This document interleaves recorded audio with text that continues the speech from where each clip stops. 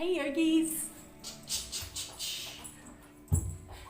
Today's little tutorial is going to be on modifications. Hello Charlie Papalino, welcome to the mat. You're going to sit with me here like a good doggy?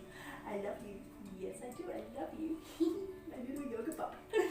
Charlie was sick this week. She got bitten by a tick, and even though she's tick protected, they are still a bit of an issue here. So she's got antibiotics for the next month. Anyway. She's looking much healthier and happier than she was a few days ago. Aren't you, Bali Papa? We'll see how we go with her today.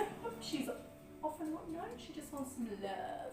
So, modifications for plank pose. You'll be hard pressed to find a yoga practice today that doesn't incorporate either regular plank or side plank. And I just want to give you some modifications today so that if you're new to the rubber rectangle or just haven't built up that strength yet, that you feel like you can still participate in the shapes without that sense of overwhelm. Because I know exactly what that feels like when you are struggling to get plank into your practice. So let's look at a couple of ways that we can modify this so that it becomes a little less overwhelming.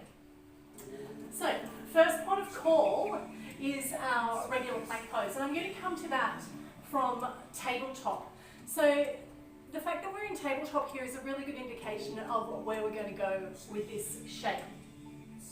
When you have your full plank happening, there's a couple of things. You can create space between the scapula, and that's going to be really great for arm balancing and strength work, handstands, crow pose, and then building extra strength and space through the shoulders. But it may not be available to everyone when you first come into plank. So don't be afraid to find the place that's going to feel the best for you. And you can figure out space out from tabletop. So you can learn and figure out what it feels like to create space between the scapula and find that strength. And then you can release out. And you can reverse it down. So I'm actually retracting the scapula or squeezing them together here and feeling how that feels for me, and then coming back to that neutral space. And just a couple of rounds of finding out what each of those shapes feels like for you can be super helpful when you come into your full plank pose. It might be that this shape here is a little out of reach yet because you haven't built all of that strength through the shoulders. So maybe finding that neutral position where you feel strong and stable, and then stepping back and managing to hold the shape is going to be for you. So that's my recommendation number one when you're going to modify your plank pose. Test out your shapes in tabletop. So number two, as we step back into plank, quite often as we come down from our Uttanasana deep forward fold and step back into this shape, we want to look down and find that our hands, palms are planted into the earth. I'm engaging my core here, so I'm lifting my belly button up towards my spine. I learned yesterday that prasar is the word for belly button in Bahasa.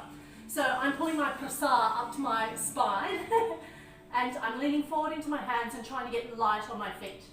So here we have it. The knees come down to the mat. So just as we did in our tabletop shape then, I've got my toes tucked in this variation, and my toes are touching the floor or tucked into the floor, and I'm feeling that pressure of the toes pushing back into the mat. So it's an active leg or active legs rather, that are happening here.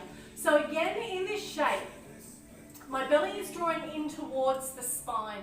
So you're activating the core and finding or creating strength in there. Now, as we did in tabletop, you can test those positions here. So maybe creating a bit of space through the scapula, coming back to that neutral shape, or even dropping in between the shoulders and squeezing the scapula together. What I do advise doing here is keeping this core strong. So maybe those two, the retraction of the scapula or the protraction of the scapula, are going to be really challenging for you. So just find your neutral space, and this would be your variation of plank pose. And gradually, as you come to find strength, you might stretch the right leg back and lift that knee a little, drop it down, swap it over, stretch the left leg back, press that toe into the mat, and just slightly lift that knee up off the floor. And you're going to start building strength. And you'll notice that in the core, as you start to do that exercise, which I'll just demonstrate one more time, left leg back, press the toes into the mat, lift the right knee off the mat. Exhale and release. Left knee down, right leg stretches back, tuck that toe into the mat as though you're pressing back, engage the core and lift the knee up off the floor, and then you can return down. So that's just bringing you to that plank pose, just gradually trying and challenging yourself with some of those variations. And then eventually, as you come up, you'll be able to step back into plank, and you can start to test yourself and hold this shape and see how long you can stay there. And if it becomes overwhelming, easy enough, knees drop down to the earth. So if you are coming through to Cobra Pose or Urdhva Mukha from here, upward facing dog, it's a matter of elbows into the ribs. Inhale and sliding forward. There's my Cobra Pose, and I lift my knees up off the earth, gaze towards the sky, and I find my Urdhva Mukha, downward facing dog. So that is regular plank pose. Then we come to Vasisthasana, which is side plank pose. And you're like, oh my lord, that's just so overwhelming, I can't get there.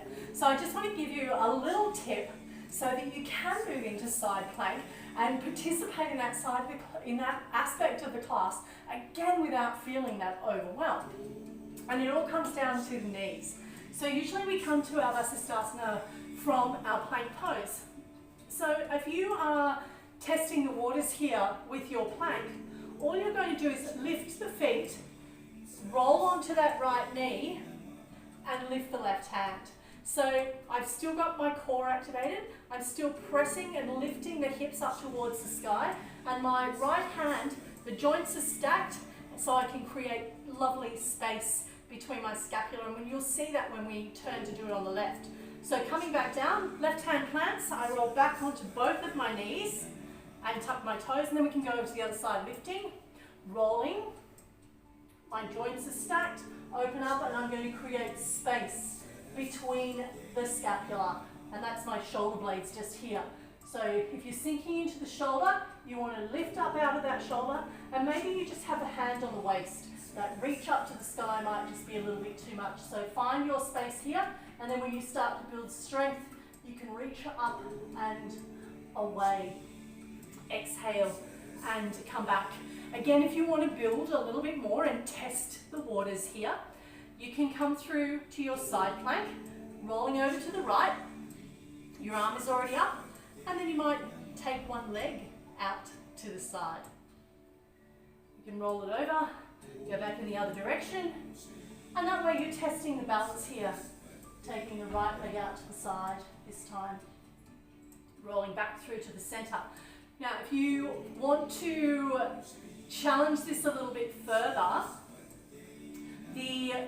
coming from plank pose, your Vasisthasana or side plank, you're going to tuck the toes under and come up into your plank. Now, usually in a plank pose, we're going to double stack the feet, so the left is on top of the right. But in order to make this a little bit easier, we're going to actually spread the weight out over both of those feet, so it's not just stacked into that underneath foot. So if you take your plank pose and you've got your feet separated, about hip width apart, and you're going to come up into your plank and you're just going to drop the heels to the left. So then that way the weight is divided equally between both feet. So it's not as heavy on that right foot. And you can roll over to the center.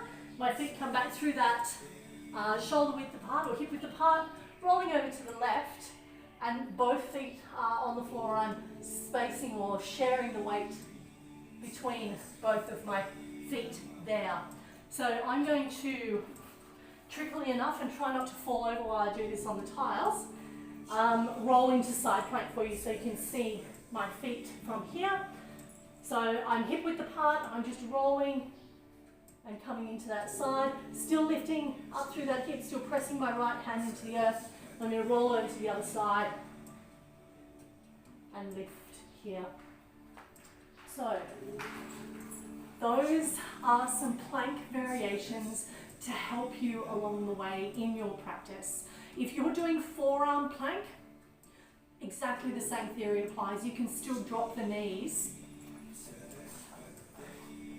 So here's my forearm plank. And I'm going to just drop that right knee down.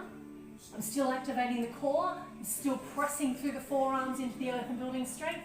And I can lift that right knee up off the floor, swap it over, do the left. So I'm still finding that activation of forearm plank, pressing the forearms in, activate the core and just lift that foot up, off. Even maybe this might be enough for you, just starting out, and that's perfectly okay too. You are still building strength in the shoulders, in the arms, and in the core. My yogi friends, have a fabulous Saturday, and I will see you on the next tutorial.